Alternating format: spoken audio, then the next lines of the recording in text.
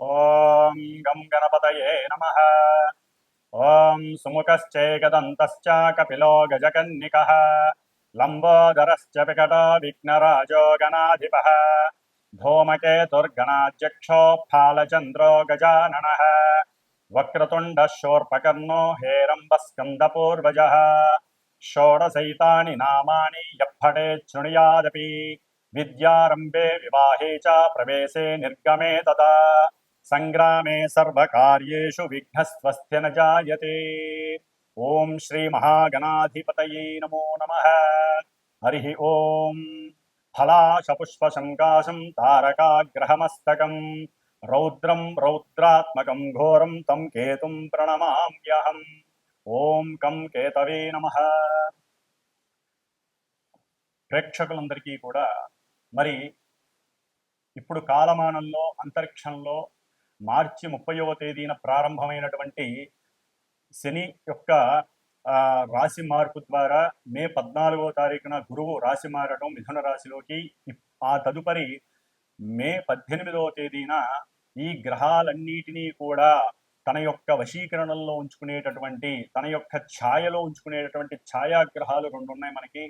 ఇవి game players. మొత్తం అంతరిక్షాన్ని అట్లాగే సూర్యుణ్ణి చంద్రుణ్ణి కూడా తమ యొక్క ఛాయలో కొన్ని క్షణాల పాటు ఉంచేసి మన యొక్క భూ వాతావరణంలో అంతరిక్షంలో ఎన్నో ఆటలు ఆడేటటువంటి గేమ్ ప్లేయర్స్గా ఈ రాహుకేతువుల్ని అభివర్ణిస్తూ ఉంటారు.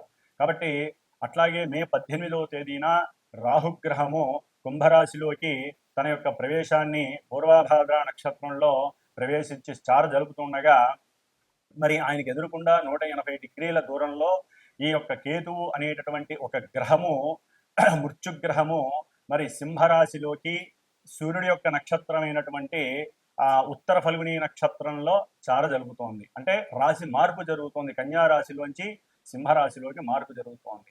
దీనివలన అసలు కేతువు ఎవరు? కేతువు ఒక మృత్యుదేవత. అంటే బ్రహ్మగారు ఒకానొక సమయంలో తను ఒక మృత్యువు అనేటటువంటి ఒక ఆవిడికి సృష్టి చేశాడు. అయితే ఎందుకని చేశాడు ఆ మృత్యువు అనేటటువంటి ఆవిడంటే, మరి భూమి మీద ఎంతో మంది కర్మానుసారం పుడుతూ ఉంటారు. ఎన్నో జీవులు, అది మానవుడు కావచ్చు, జీవులు కావచ్చు. మరి పుడుతున్నప్పుడు ఈ జీవులు మళ్ళీ చనిపోతేనే కదా మళ్ళీ సృష్టి అనేది వీణవుతూ ఉంటుంది. ఉన్నవాళ్ళు అలాగే ఉంటే కష్టం కదా. అందుకని అది ఆలోచించి ఆవిడకి జననమిస్తే ఆవిడ ఏడుస్తోంది, ఇదేనా నేను అందరినీ కబలించడానికేనా నాకు జన్మనిచ్చింది అని బాధపడుతుంటే, అప్పుడు ఆవిడ బాధపడుతున్నప్పుడు ఆ కన్నీటిలోంచి ధారల్లోంచి కొంత పొగ వచ్చింది. ఆ పొగలోంచే కేతువు అనేటటువంటి ఒక ధూమ్ర గ్రహం, అంటే ఈ పొగని ధూమ్రము అంటారు. కాబట్టి కేతువు ధూమ్రగ్రహంగా జన్మించాడు ఆ మృత్యువు అనేటటువంటి ఆ బ్రహ్మచేత సృష్టింపబడినటువంటి కన్యకు. కాబట్టి ఈయన మృత్యువు యొక్క కొడుకు కాబట్టి కేతుగ్రహము మృత్యుతుల్యమైనటువంటి ఎన్నో ఇబ్బందులు, ఎన్నో అగాధాలు, చిత్ర విచిత్రమైనటువంటి కార్యక్రమాలు చేస్తూ ఉంటాడు. మనసంతా కూడా, అంటే ఈ యొక్క అశ్విని నక్షత్రం, అట్లాగే మఖా నక్షత్రం, ముఖ్యంగా మూలా నక్షత్రం, ఈ 3 నక్షత్రాలకి ఆయనే అధిష్టాన గ్రహం కేతు. కాబట్టి మూలా నక్షత్రానికి ఎక్కువగా ఫోర్సిబుల్గా ఉంటుంది. ఒకందుకు జాతకంలో ఎవరి జన్మజాతకంలోనైనా సరే మూలా నక్షత్రంలో గనక పుట్టినట్లయితే, ఆ చంద్రుడు మూలా నక్షత్రంలో ఉన్నప్పుడు పుట్టినట్లయితే వారికి జ్ఞానానికి సంబంధించినటువంటి ఎఫెక్ట్ ఎక్కువగా ఉంటుంది. ఎందుకంటే మనకి జ్ఞానకారకు రాహువు, అట్లాగే మోక్షకారకు కేతువు అన్నారు. అంటే జ్ఞానాన్ని వృద్ధి చేసేటటువంటి వాడు రాహు అయితే, ఆ మోక్షాన్ని ప్రసాదించడానికి ఎక్కువ మనసుని ప్రేరేపించేవాడు ఎవరయ్యా అంటే కేతువు. అందుకనే మనకి వాస్తు ధర్మంలో కూడా ఈశాన్యంలో కేతువుకి గురుడికి, గురుడితో పాటు కేతువుకి కూడా స్థానాన్ని ఇచ్చారు. అంటే కొంత భాగాన్ని పెంచమని చెబుతారు. 1 అంగుళమో 2 అంగుళాలో 10 అంగుళాలు, ఎక్కువ కాదు. అంటే అది దైవానికి సంబంధించినటువంటి స్థానంగా భావిస్తారు. కాబట్టి ఈ కేతువు విష్ణు అంశ. ఎందుకంటే మనకు ఉన్నటువంటి దశావతారాలు ఉన్నాయి. ఈ దశావతారాల్లో కేతువు మీనావతార అంశ, అంటే సాక్షాత్తు విష్ణుమూర్తి యొక్క అంశతో ఆవిర్భవించిన వాడని అర్థము. కాబట్టి మనకి జాతక చక్రంలో ముహూర్త భాగంలో కానీ నిత్యము కానీ మనకి ప్రతిరోజు రాహుకాలము అని ఉంటుంది. అంటే రాహుకాలము ప్రాంతీయ భావాలను బట్టి మనకి ఉంటూ ఉంటుంది. తమిళనాడులో ఎక్కువగా ఉపయోగిస్తూ ఉంటారు.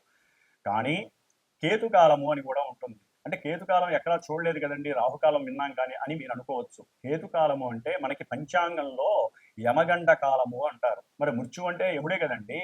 కాబట్టి వీళ్ళందరికీ రిలేషన్స్ ఉన్నాయి, సత్సంబంధాలు ఉన్నాయి. వీళ్ళందరికీ కూడా మృత్యుదేవతకు కానీ, కేతువుకి కానీ, యముడికి కానీ, శనికి కానీ అందరికీ కూడా వీళ్ళందరూ కూడా మనుషుల్ని మింగేసేటటువంటి తత్వం ఉన్నటువంటి వాళ్ళు. కాబట్టి ఈ యొక్క కేతుకాలం అంటే యమగండ కాలము అంటారు. ఈ యమగండ కాలంలో సాధ్యమైనంత వరకు పనులేమి ప్రారంభం చేయకూడదని శాస్త్రవచనం.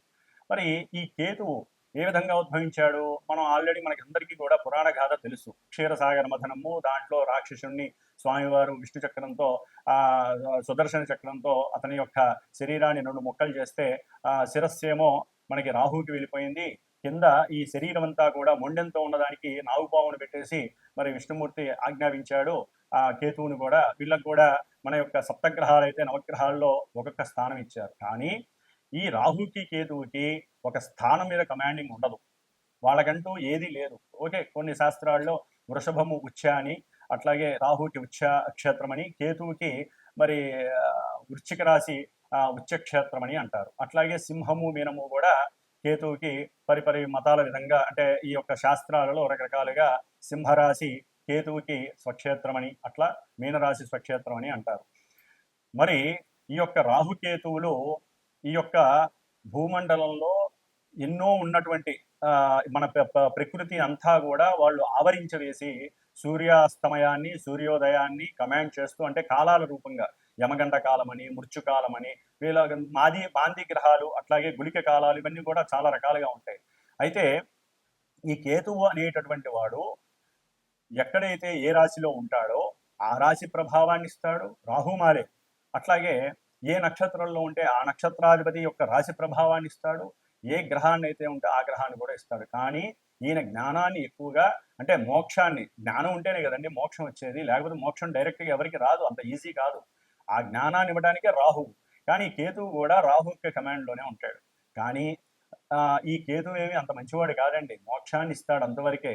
కానీ ఆయన పాపగ్రహాలతో కలిస్తే పాపాన్ని ఇంకా రెట్టింపు చేసి మింగేసేటటువంటి తత్వం ఉన్నటువంటి వాడి కేతువు.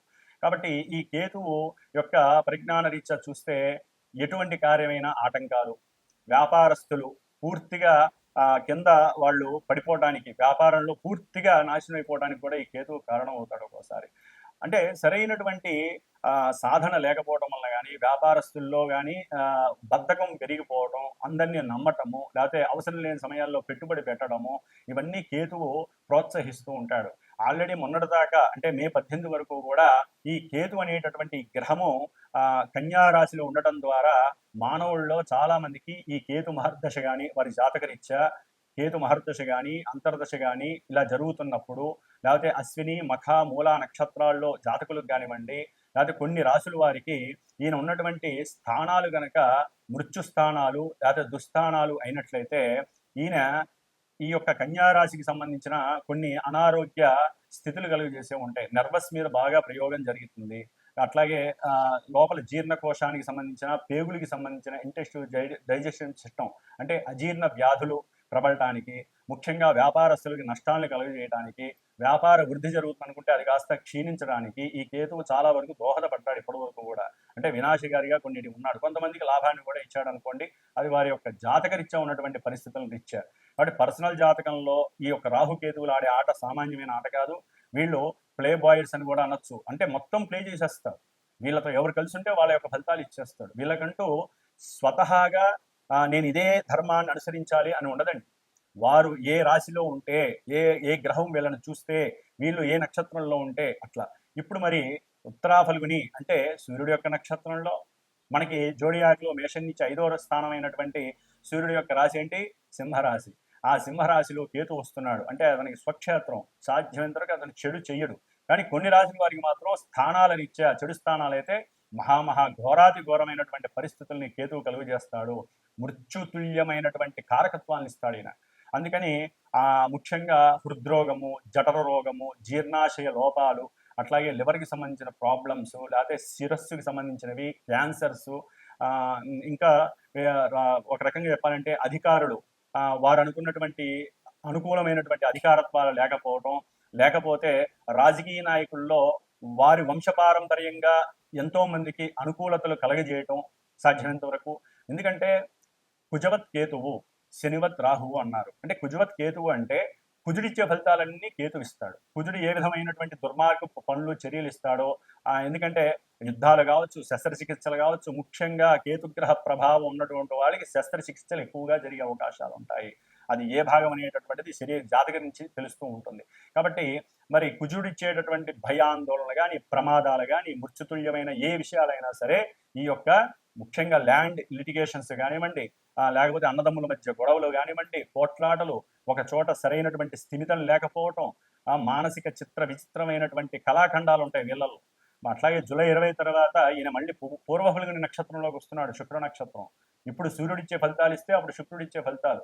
చిత్రకళారంగంలో వాళ్ళకి కొంతమందికి అనుకూలతలు ఉంటాయి, కొంతమందికి దిగజారితనాలు ఉంటాయి. చాలా చాలా గోల్మాల్ సిస్టమ్స్ అనేవి కేతు ఇస్తాడు. చిత్రకళా పరిశ్రమ, లలిత కళలు ఉంటాయి మనకి. ఆ లలిత కళల్లో ఏదైతే ఉన్నాయో వాటన్నిటి మీద కేతు యొక్క ప్రభావం ఉంటుంది. సెన్సెక్స్, ముఖ్యంగా షేర్స్ అండ్ సెన్సెక్స్ దేశకాలమాన పరిస్థితుల్లో ఇవి చాలా ఎక్కువగా ఈయన యొక్క కేతు యొక్క ప్రభావం ఉంటుంది. అట్లాగే భార్యాభర్తల మధ్య అన్యోన్యతకు కూడా కేతు యొక్క ప్రభావం ఉంటుంది. ముఖ్యంగా కేతువుకి సంతానానికి సంబంధం ఉంది. ఎందుకంటే కాలసర్ప దోషంలో కేతు యొక్క పాత్ర అచంచలమైనటువంటిది, అనిర్వచనమైనటువంటిది. కాబట్టి సంతానం లేనటువంటి వాళ్ళు ఎంతో మంది గణపతిని ఆరాధించుకోవాలి, సుబ్రహ్మణ్యేశ్వర స్వామిని ఆరాధించుకోవాలి. అన్నిటికన్నా ముఖ్యంగా కేతుగ్రహ ప్రభావం ఉన్నవాళ్ళు కేతు యొక్క జపాలని, దానాలని, ముఖ్యంగా హోమాలని చేయించుకోవాలి. గణపతికి సంబంధించిన గకార అష్టోత్తరం కావచ్చు, గరికతో కావచ్చు, దర్భతో కావచ్చు హోమాలు చేయించాలి.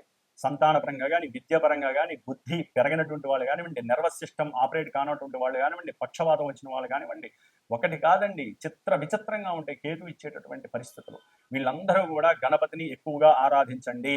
కేతుగ్రహ ప్రభావం వలన, దానివలన బుద్ధి వికాసము, కూర్చుంటే పూజ చేయాలనేటువంటి తాపత్రయం పెరుగుతుంది. మోక్ష మార్గానికి మీకు మీరే ఆ దైవాన్ని ఎక్కువగా నమ్ముకోవాలి.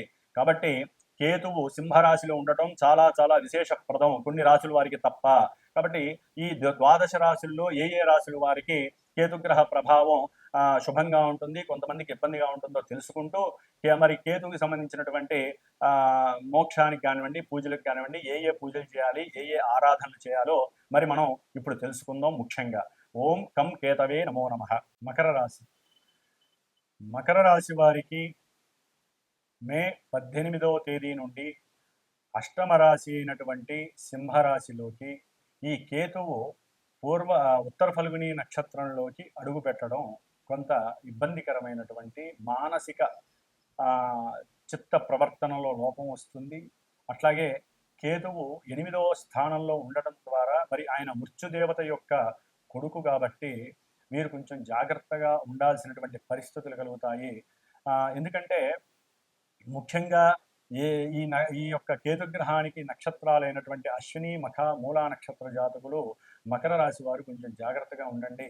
ఎందుకంటే ఈ నక్షత్రాల వారికి కొంత మానసిక చిత్తచాంచల్యం కలగటం, లేనిపోని అగ్ని సంబంధిత ఇబ్బందులు కలగటం, లేదా స్త్రీలకి జూలై 20 తర్వాత స్త్రీ సంబంధిత అంటే ప్రేమపూరితమైనటువంటి విషయాల యందు ఒక మానసిక వికారం కలిగి వారితో కొంత ఇబ్బందికరమైనటువంటి పరిస్థితులు ఎదురవ్వటం, దానివలన చెరసాల బాధలు అనుభవించటం, లేకపోతే ఆ మానసిక బాధని తట్టుకోలేక ఆత్మహత్య ప్రయత్నాలు చేసుకునే స్థాయికి వెళ్ళటం, లేదా తండ్రితో గొడవలు ఒక స్థాయికి వెళ్ళటం, ఇలాంటివి ఒకటి కాదు. భార్యాభర్తల మధ్య ప్రేమానురాగాలు తగ్గి కోర్టు సమస్యల దాకా వెళ్ళగలిగే స్థాయిని కూడా ఆయన తీసుకొస్తాడు.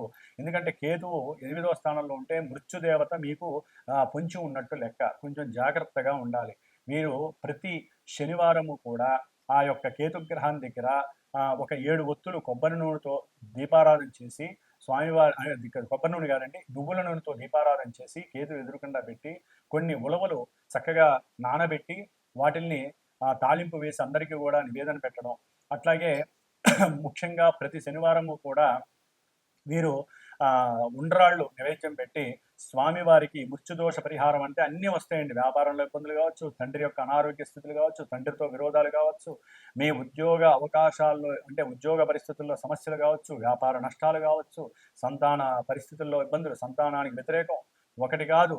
కేతువు అన్ని రకాలుగా చిత్ర విచిత్రమైనటువంటి భయభ్రాంతులకు గురి చేసి మీ యొక్క ప్రాణాన్ని మీరు తీసుకునే స్థాయికి తీసుకెళ్లే స్థాయి కలిగిస్తాడు మకర రాశి వారికి. కాబట్టి కొంచెం అంటే ఏం లేదండి. ఎందుకు తీసుకెళ్తాడు అంటే జాతకంలో వారి యొక్క సొంత జాతకంలో కేతుగ్రహ ప్రభావం ఏదైనా ఇబ్బందిగా ఉన్నా, లేదా వీళ్ళేదో షేర్స్‌లో లాభం వస్తాయి, లేపోతే పందాల్లో లాభం వస్తాయని పెట్టుకుంటే అవి కాస్త నష్టపోతారు. అడ్డంగా బొర్లు పడతారు. అక్కడ కొంచెం మానసికంగా మీరు జాగ్రత్తగా ఉండాలి. కాబట్టి వీళ్ళు కంపల్సరీ నిత్యము ఈ 1 ½ ఇయర్ కూడా గోధుమ పిండిలో తాటి బెల్లాన్ని కలిపి స్వామివారు అంటే కేతువు చుట్టూ ఒక 7 ప్రదక్షిణాలు రోజు లేదా 70 ప్రదక్షిణాలు చేసి కేతుగ్రహ స్తోత్రాన్ని డైలీ చేస్తూ మమ మృత్యుదోష పీడా పరిహారార్థం అని చెప్పుకొని ఇది అక్కడ ఉన్నటువంటి రావి చెట్టు ఏదైనా ఉంటే దేవాలయంలో అక్కడ వేయటం, జల్లటం. అట్లాగే గణపతికి నైవేద్యం పెట్టి జల్లితే ఇంకా మంచిదండి. అది ప్రసాదంగా భావించి జీవుల యొక్క ఆశీర్వచనం మీకు లభిస్తుంది. దాని ద్వారా జీవులకి దోషం కలుగుతుంది, మీ దోషం హరించబడుతుంది అక్కడ. కాబట్టి ముఖ్యంగా మకర రాశి వాళ్ళు కేతుగణ దోష పరిహారార్థమై గణపతి అధర్వణ ఉపనిషత్తు పారాయణలు 48 రోజులు కంపల్సరీ చేయించుకోండి. అట్లాగే మాలాంటి వేద పండితుల చేత కంపల్సరీ గణపతి చతురావృత్తి తర్పణం అనేటటువంటిది ఒక మంగళవారం పూట కంపల్సరీ చేయించుకోండి. అట్లాగే లక్ష్మీ గణపతి హోమాలు వ్యాపారస్తులు చేయించుకోవాల్సిందే కంపల్సరీ. చదువుకునేటటువంటి విద్యార్థులు సైతం లేదా కుటుంబంలో ఎన్నో అగాధాలు ఇబ్బందులు వస్తాయి కాబట్టి కుటుంబంలో అందరూ కూర్చొని ముఖ్యంగా అన్నదమ్ములతో పోట్లాటలు లేకుండా ఉండాలంటే వాళ్ళందరూ కూర్చొని ఐకమత్య హోమం, పాశుపత హోమం అని ఉంటుంది, అది చేసుకోండి. గణపతి ఆరాధన చేయించండి. కేతువుకి సంబంధించిన చిత్రవర్ణమైనటువంటి ఒక బ్లౌజ్ పీస్ తీసుకొని ఉలవలు వేసి దాంట్లో నాగపడికితో పాటుగా ఆవుని వేసి రాగిపల్లెంలో కేతుగ్రహానికి సంబంధించిన జపం చేయించి బ్రాహ్మణ చేత ఈ దానం ఇవ్వటం, ఇలా ఎన్నో రకాల పరిహారాలు చేస్తే తప్ప వీరికి ఎదురుగుండా వస్తున్నటువంటి మృత్యుతుల్యమైనటువంటి ఎన్నో పరిస్థితులు, మృత్యు అంటే ఒక మరణం అనే కాదండి, దానికి సంబంధించి ఎన్నో రకాలైన సమస్యలు వస్తాయి. ఆ సమస్యల నుంచి బయటపడాలంటే ఆర్థికంగా మీరు గనక చూసుకొని జాగ్రత్తగా ఇలా గనక బ్రాహ్మణుల చేత చేసుకోవటం, పరిహారాలు చేయించుకోవటం, హోమాలు చేసుకోవటం, దానాలు చేసుకోవడం ద్వారా చాలా వరకు మీరు బయటపడడానికి అవకాశాలు ఉంటాయి. ఏదైనా జన్మజాతక రీత్యా కేతుగ్రహ స్థితి చూసుకుంటూ చేయాలి. మనోచిత్త భ్రమణం ద్వారా వీరు మనస్సుని కంట్రోల్ తప్పుతారు, శరీరం దుర్భరమైనటువంటి పరిస్థితికి వెళ్తుంది. జాగ్రత్త. గణపతే మీకు శ్రీరామ రక్ష. సుబ్రహ్మణ్యేశ్వర స్వామి ఆరాధన మిమ్మల్ని సర్వదా రక్షించుగాక. ఓం గం గణపతయే నమః.